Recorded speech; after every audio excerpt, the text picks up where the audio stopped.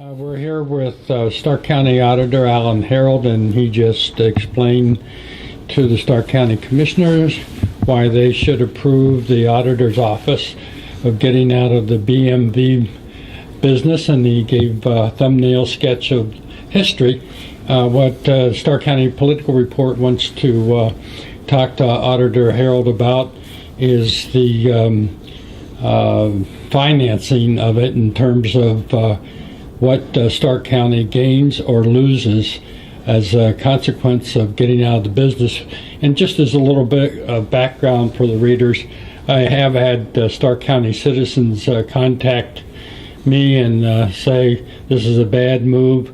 The county's given up revenue. Why are we doing this? So that really is the reason for this conversation. No, all fair comments and questions. First, if I can say I think of my job as the auditor in lots of ways is to mitigate risk. We have lots of processes in this county, and it's among my primary responsibilities to make sure that we're not taking undue risk because we're not in the return business, if you will. We're in the public service business in that. We're not prescribed by any part of the code to participate in this activity. It's a voluntary activity and a voluntary agreement between my office and the state of Ohio.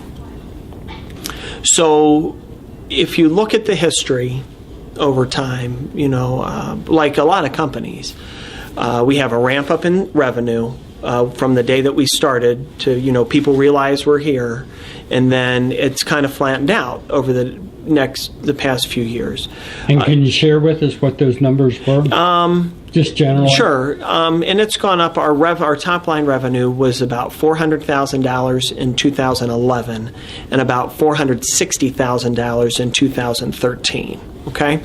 And we know it's going to flatten out because there's only so much business in the county, to I think Commissioner Creighton's point that the number of BMVs in this county is probably driven by some formula: population, transaction count, motor registrations. I don't know what that is, and not my business per se. So there comes a point in time where we get kind of capped because it's more convenient for a customer to go somewhere else in the county, right? Because they're scattered everywhere across the county. So I look at the fact that our revenue's flattening out from there.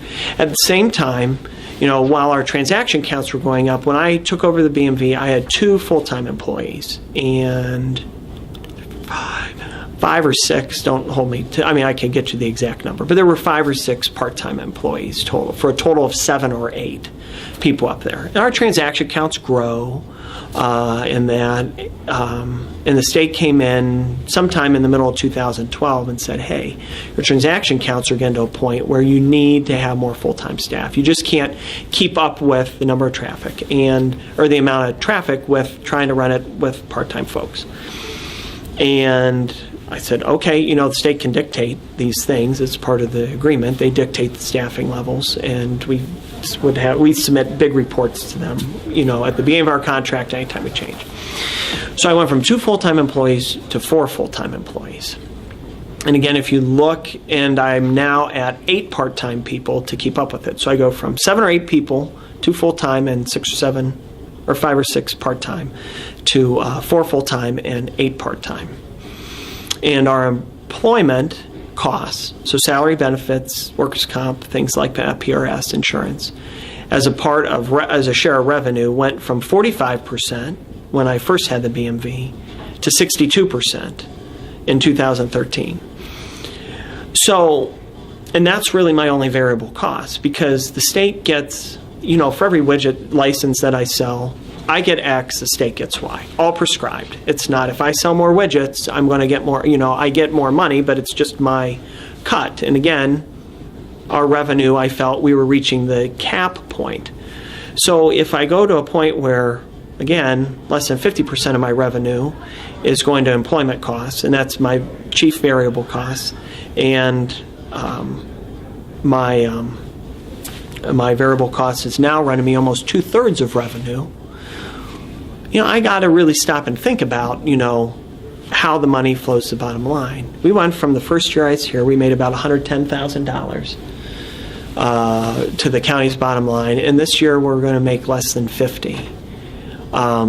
And I don't see it changing. We weren't fully staffed at the 8 people this year. A lot of coming and going from staff. Not a lot, but we've been pretty stable the past few months. So that's how I look at where our employment costs will be.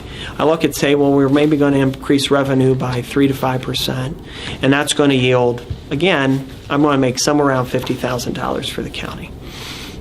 All right. And it doesn't go to your office, right? It doesn't go. It sits in a big fund. I don't take anything out of it. It's not as if I take any other staff salaries out of it, where there's interfund transfers and those kind of things. Like, we talked yesterday, people get moved from DTAC to general fund, or REA to general fund, or microfilm to general fund. None of that. None of this money has come back into my office whatsoever. It goes to the general fund eventually? It will, and that's all prescribed by statute. Okay. So we're going through this renewal process this fall, and I've been wrestling. I look at the numbers every month because that's what I do, right? And I look at the numbers every month, and I say, well, is it really going to be worth it? If we're going to make a decent amount of money every year, then it's something worth considering. But you get into a cost benefit, and we can talk about the cost side of this, if you will, now too. From the cost side, again, not making as much money. And what's the benefit we get out of it? Well, it's public service, if you will, and maybe there's a little bit of money that flows to the bottom line for the county. But again, it's not something I'm required to do by law. Second, when we did the bonding the first time, and this was a bit of a sticking point. I remember the conversations when this one happened the first time. This is the employees that work there, right? No. This is bonding that I have to have. That Alan Alan personally has to have. I have a bond. I have a bond. For my day job, if you will. Call this my night job, the BMV. Call the BMV my night job, and being the auditor my day job. And I get paid for my day job. I get a salary. I get benefits, things like that. And I have a bond that goes with that, too, that I have to sign. But, I'm getting paid for what I'm doing, and I ran for this office, and I knew the risks involved with what I did. Who pays for that bond? The commissioners do. Okay. That's one of the, just like when the sheriff got his, right. We all have it. When Alex gets his, right. Anybody with fiduciary responsibility right. has a bond. Above and beyond that bond I have for auditor, I needed a separate bond for the BMV. And I have to sign my name personally on that. But the commissioners pay for it, right? Right. And my wife has to sign that too. Now, she didn't have to sign the first one, but she was going to have to sign this one.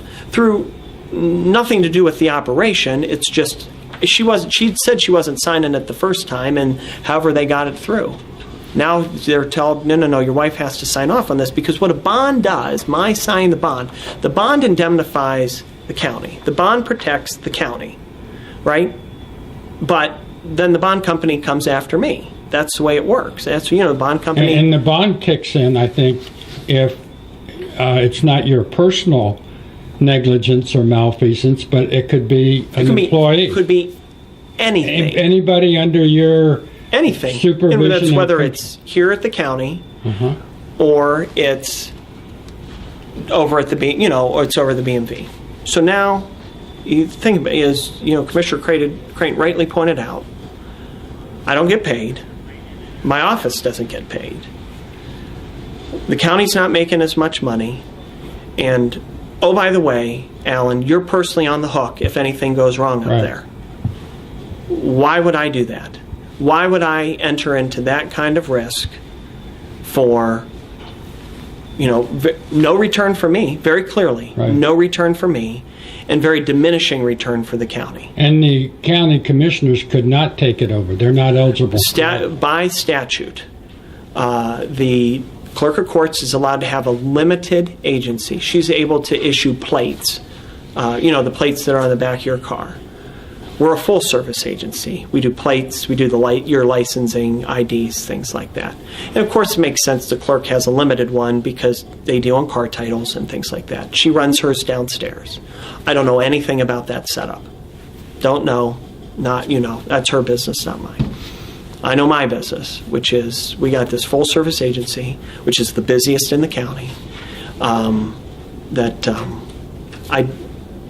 It's again, no return for limited return for the county, no return for me, and I'm the one that's taking the risk. And at $50,000 net profit right now to the county. Right. Okay.